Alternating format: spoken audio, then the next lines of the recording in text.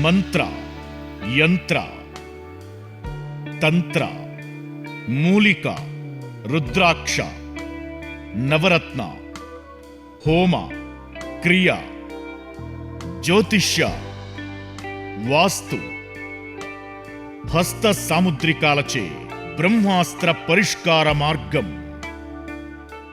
శ్రేయం గురుదత్త. ఆత్మీయులందరికీ స్వాగతం. ఇది చాలా శక్తివంతమైనటువంటి అత్యంత ముఖ్యమైనటువంటి వీడియో. అందరూ కూడా చాలా జాగ్రత్తగా వినాలి. ఇక్కడ ఎవరైనా ఒక వ్యక్తి ఉన్నారో అతనికి విపరీతమైనటువంటి సమస్యలు ఏర్పడ్డాయి. అతడు అంటే బాగా బిజీలో ఉండొచ్చు, బాగా అంటే వ్యాపారాలు ఇవన్నీ కూడా ఎక్కువగా ఉండొచ్చు. లేదంటే అతడు అనారోగ్యంతో చాలా నీరసపడి ఏమీ చేయలేనటువంటి స్థితిలో ఉండొచ్చు. ఇలాంటివి అంటే మొత్తానికి ఆ వ్యక్తి మంత్ర సాధన చేసేటువంటి స్థితిలో లేడు. మరి అలాంటి సందర్భంలో అతనికి ఒక దైవికమైనటువంటి శక్తిని కొంత ధారపోస్తే కానీ, కొంత శక్తిని అతనికి పంపిస్తే కానీ అతను ముందుకు వెళ్ళలేడు. ఈ పంపించేటువంటి విధానాలలో జనరల్గా ఏంటంటే హోమం చేపిస్తాం, లేదా ఏదైనా క్రియేట్ చేస్తాం. దేనికోసమో అతడికి తగ్గాలను, లేదంటే అతడు శక్తివంతంగా మారాలను, ఇలా ఇత్యాది ఏదో చేస్తాం.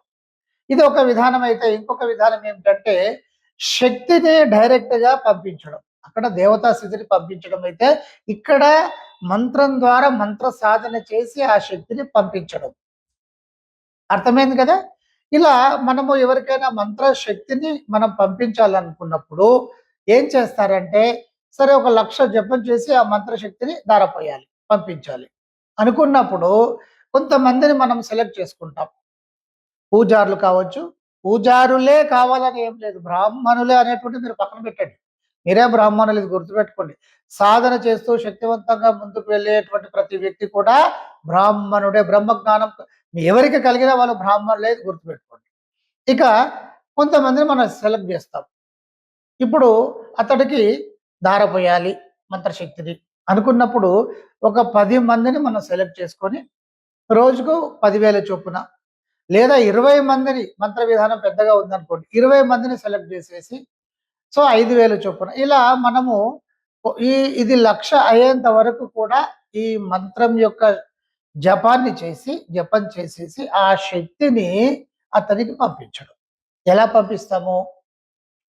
దేవతార్పణమస్తు అనేది ఒకటి ఉంటుంది.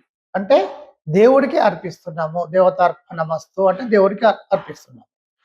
మనము ఎవరైనా ఒక వ్యక్తి ఇప్పుడు అతడికి మనం జపం చేసేసి అతనికి ధారపోయాలనుకున్నప్పుడు అతని యొక్క గోత్ర నామాలు పెట్టి అతనికి ఈ శక్తిని ధారపోస్తున్నాము అని చెప్పేసి మనం ఆ పద్ధతి ఉంటుంది, చిన్న పద్ధతి. ఆ పద్ధతి చేసినట్టయితే వీరు జపము చేసినటువంటి శక్తి వాళ్ళకు వెళ్ళిపోతుంది.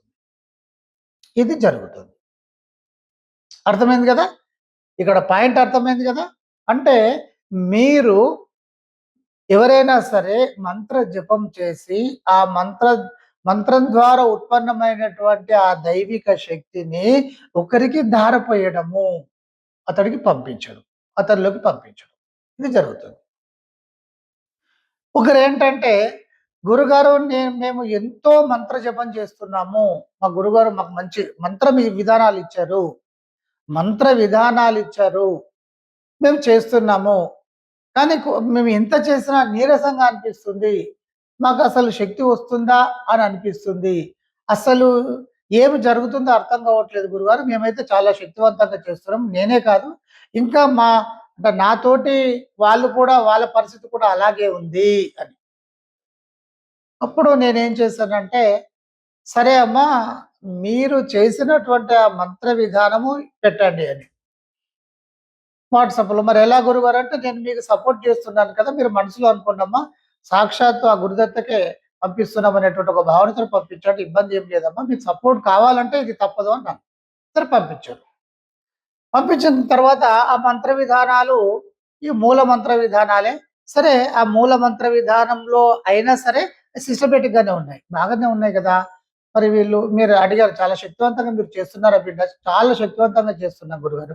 అసలు అది పెట్టండి, ఆ మంత్ర విధానాలు పెట్టండి. పెట్టేశారు. అసలు ఇంకా ఏమేమి ఉన్నాయి మీకు ఇచ్చినాయి అని చెప్పేసి పెట్టేశారు. దాంట్లో ఏముందంటే, సరే ఫస్ట్ మనము గణపతిని తలుచుకుంటాము. తర్వాత గురుదత్త అంటే గురువును, ఆ పరమేశ గురువు, పరమ గురువు ఇలా మనం తలుచుకుంటాం. ఇక్కడ చివర ఏ గురువైతే మంత్ర విధానం ఇస్తారో ఆ గురువుని కూడా మనం తలుచుకుంటాం. తలుచుకున్న అందులో ఏముంది అంటే స్వగురు దేవతోభ్యానం దేవతోభ్యో నమః అంటే స్వగురువే దేవత అన్నట్టు.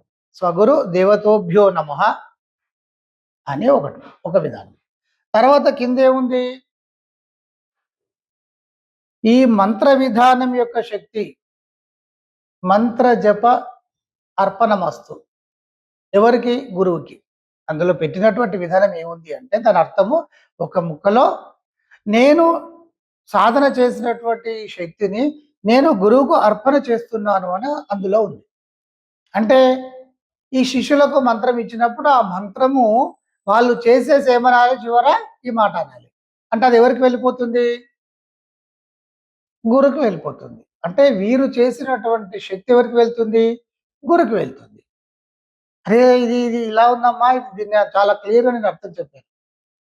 ఈ అర్పణమస్తు, గురువుకు అర్పణమస్తు అని ఉంటే గురువుకి వెళ్ళిపోతుందమ్మా ఇది. మరి అలా ఎలా ఇచ్చారు? మా గురువు మంచోడే గురువుగారు. మంచోడే, నేను కాదనట్లేదమ్మా. ఇదేంటి ఇలా ఎందుకు జరిగింది? అనుకున్నప్పుడు సరే వీళ్ళేదో తెలుసుకునేటువంటి ప్రయత్నం చేస్తే ఇది ఇంతే ఉంటదమ్మా, మా గురువుగారు కూడా ఇలా ఇచ్చారు. అసలు గురువుగారు అలా ఇచ్చారా, ఇవ్వలేదో తెలీదు. వీళ్ళకి చెప్పడం మాత్రం అది. అంటే మరి ఆ గురువుకి వాళ్ళ గురువు ఇస్తే మరి ఆ శిష్యుడికి ఇప్పుడు గురువుగా మారినటువంటి ఆ శిష్యుడు అసలు గమనించుకోడా? చూసుకోకుండానే ఒక గురు విధానంలోకి ఎలా వస్తారు? ఇది మీరు అర్థం చేసుకోవాలి బిడ్డ. కొంతమంది ఏం చేస్తున్నారు అంటే ఇది చాలా సార్లు నా నా నా వరకు వచ్చింది కానీ, సరే నేను అనవసరంగా ఒకరి విధానంలో వేలు పెట్టాను కదా! సరే బిడ్డ అందుకే ఏం చేస్తాను, మీరు అప్డేట్ కండి అని చెప్తాను. ఎవరి కర్మకు ఎవరు బాధ్యులు? మీరే బాధ్యులు, ఎవరు కాదు. కనుక మీరు బాగా జాగ్రత్తగా ఉండాలి. కొంతమంది ఏం చేసేస్తున్నారు, అక్కడ కూర్చున్నప్పుడు ఆ మంత్ర విధానాన్ని ఒక ప్రక్రియ ఉంటుంది. ఆ ప్రక్రియ చేసేసి ఆ శక్తిని మీరు తీసేసుకుంటున్నారు. అలాంటి సందర్భంలో అక్కడ ఏం జరుగుతుంది? ఆ వ్యక్తిలో అసలు ఎనర్జీ ఉంటదా? ఉండే అవకాశం ఉందా? కనుక మీరు ఏ మంత్ర విధానము ఏది చేస్తున్నారు అనేటువంటిది అత్యంత ముఖ్యమైనటువంటి విషయం అయితే, తర్వాత ఆ విధానంలో అసలు ఏం చేస్తున్నారో ఆ క్రియా విధానాలు కూడా మీరు జాగ్రత్తగా పరిశీలన చేసుకోవాల్సినటువంటి అవసరం ఉంది. కొంతమంది వాంటెళ్ళి చేస్తున్నారు, కొంతమంది తెలుసో తెలియకో మరి ఆ పూర్తి స్థాయిలో జ్ఞానాన్ని పట్టుకోకనో ఏదో మొత్తానికైతే ఇలా జరుగుతుంది. కానీ ఇప్పుడు శిష్యులు వచ్చినప్పుడు వాళ్ళకు సరైనటువంటి మార్గదర్శకం చూపించాలి. లేదంటే వదిలేయాలి. లేదంటే వాళ్ళకి చెప్పాలి. ఏదో పీడిఎఫ్‌లో చూసేసుకొని చేయండి. ఇలా ఏదో మీకు తోచినటువంటి విధానాన్ని చెప్పాలి కానీ, కూర్చుండబెట్టి వాళ్ళతోని సాధన చేపిచ్చేసి ఆ శక్తిని తీసుకోవడము ఇది కూడా ఒక పాప క్రియే గదా! పాప పనే కదా ఇది. ఇది అవసరమా ఇదంతా? అంటే ఇలా కూడా జరుగుతుంది బిడ్డ. మీరు చాలా జాగ్రత్తగా ఉండండి. మీరు జ్ఞానవంతులు కండి. మీరు ఎప్పటికప్పుడు అప్డేట్ కండి, చైతన్యవంతులు కండి, స్పృహలో ఉండండి, సోయిలో ఉండండి. ఎదుటి వాళ్ళు ఏం చేస్తున్నారు, అసలు మీరు ఏం చేస్తున్నారు, ఎదుటి వాళ్ళు ఏం చేస్తున్నారు అనేటువంటి ఒక విధానాన్ని మీరు ఎప్పటికప్పుడు ఒక కాన్షియస్ స్థితిలో గనుక ఉన్నట్టయితే ఇవన్నిటిని కూడా మనం ఆపుకోవచ్చు. అర్థమైంది కదా? అందరూ జాగ్రత్తగా ఉండేటువంటి ప్రయత్నం చేయండి. అందరికీ బ్లెస్సింగ్స్.